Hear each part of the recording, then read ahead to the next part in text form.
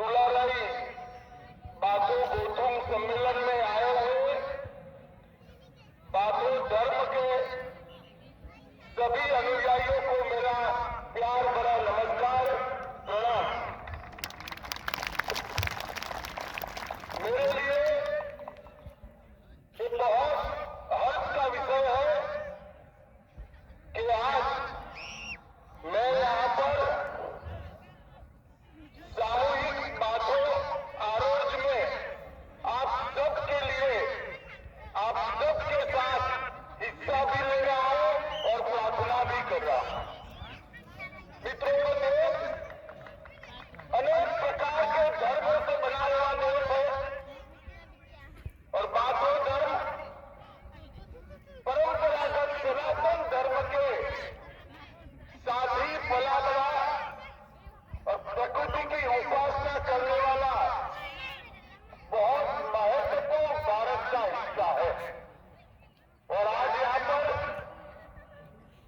आपके साथ आरोज में उपस्थित होकर और सीधे वृक्ष की पूजा कर मैं अपने आप को धन्य मानता हूँ। भाइयों बहनों, सबसे पहले मैं गुरुदेव कालीचरण ब्रह्मा और बोडोपा उपेंद्रनाथ ब्रह्मा को प्रणाम करता हूं, जिन्होंने बोडो आइडेंटिटी के लिए और बोडो की पहचान के लिए बहुत बड़ा काम किया। आज वो भारत छोड़ो आंदोलन के 3 शहीद मनीराम, श्री रतन और लारेला कटारी को प्रणाम कर मेरी बात की शुरुआत करना चाहता हूं। मित्रों, जब मैं भारत का गृह मंत्री बना तब बोडो संघर्ष चल रहा था। तब मैंने उत्तर पूर्व के क्षेत्र के बहुत महत्वपूर्ण समुदाय की मांगों को समझने का प्रयास किया था और जैसे जैसे मैं समझता गया, मुझे मालूम पड़ा कि आप में और बाकी भारत के बीच में कोई अंतर नहीं है। हम सब एक समान हैं, एक शरीक हैं। और तुरंत ही नए नजरिए से मोदी जी की समस्याओं को देखने का जो नजरिया है, उसके नजरिए से प्रयास करने के बाद समाधान भी हुआ और आज बोडोलैंड हत्या, बम धमाके और गोलीबारी की जगह विकास के रास्ते पर आगे बढ़ रहा है। इसको मुझे बड़ा हर्ष और गौरव भी। मित्रों, दुलाराई बाथो गोथुम 1962 से गुवाहाटी में जिसकी स्थापना हुई, तब से बोडो समुदाय और बाथो धर्म के लिए काम करने वाला संगठन है। और उन्होंने ये महासभा ने बाथो धर्म को बोडो समुदाय के मध्य व्यवहारिक और वैज्ञानिक विश्लेषण के साथ जीवन शैली में प्रतिबिंबित कर रखने का काम किया है। और आज मैं हेमंत बिस्वा शर्मा जी को, हमारे मुख्यमंत्री जी को बहुत बहुत बधाई देना चाहता हूं कि माघ महीने के द्वितीय मंगलवार को बाथो पूजा के लिए आसाम सरकार ने छुट्टी घोषित की है। मित्रों, आज जब मैं आया हूं तब बाथो महासभा के आध्यात्मिक दृष्टिकोण यानी धर्म, अहिंसा, शांति, क्षमा और प्रेम के माध्यम से समग्र विश्व की और विशेष कर हमारे उत्तर पूर्व की शांति के लिए मैं आज यहाँ पर प्रार्थना करना चाहता हूँ। मित्रों, आज यहाँ पर विदेश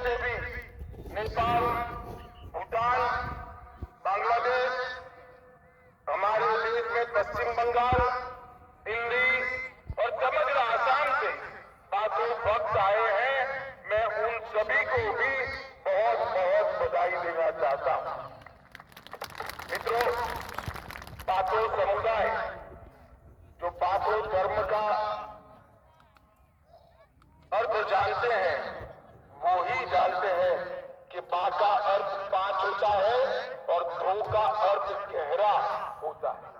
पाथो का मतलब है 5 तत्वों के विज्ञान को, उसके गहरे रहस्य को समझने की प्रक्रिया।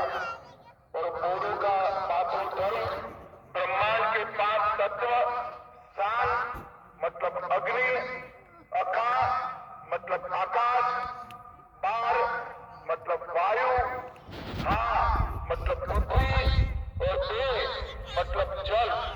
ये 5 तत्वों को एक साथ एकता का संदेश देना, यही पूरे पाथो धर्म का मूल सिद्धांत है। और पाथो धर्म के दर्शन के अनुसार पूरा ही पाथो ब्रह्मांड में सर्वव्यापी।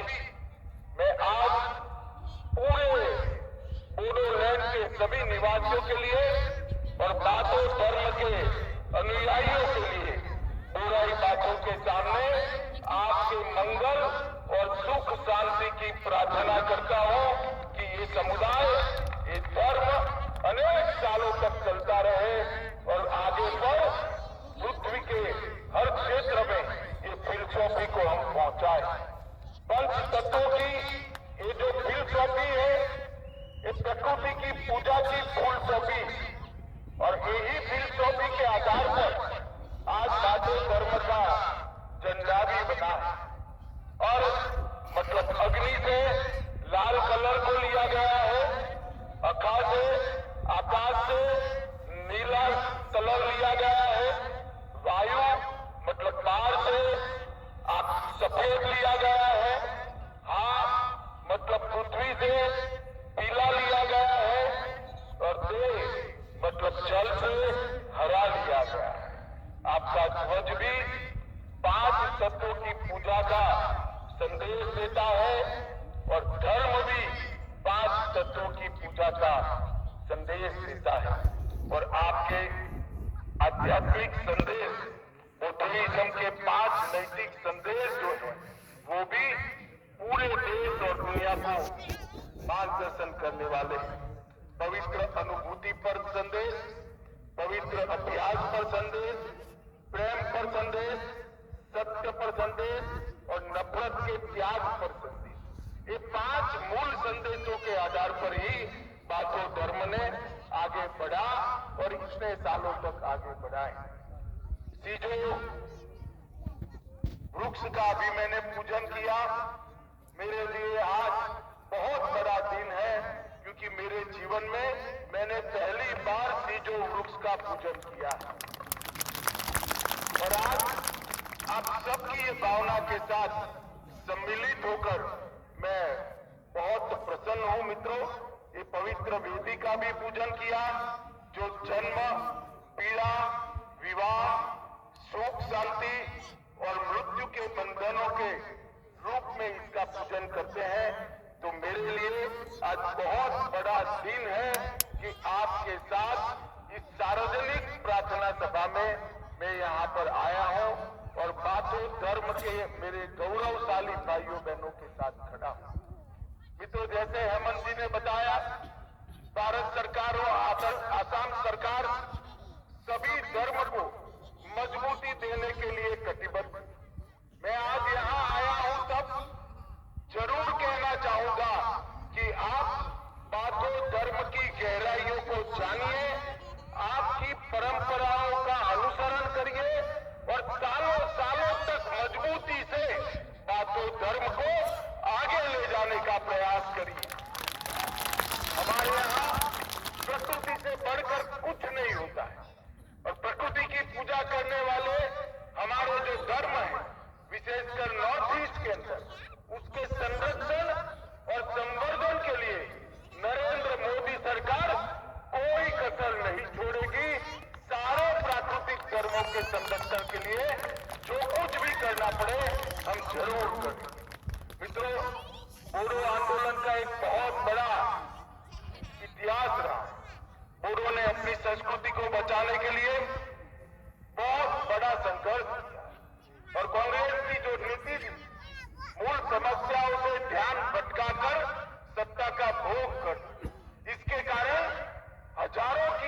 में युवा शहीद हुए। कईयों ने अपना भाई खोया, कईयों ने अपना पिता खोया, कईयों ने अपना पति खोया।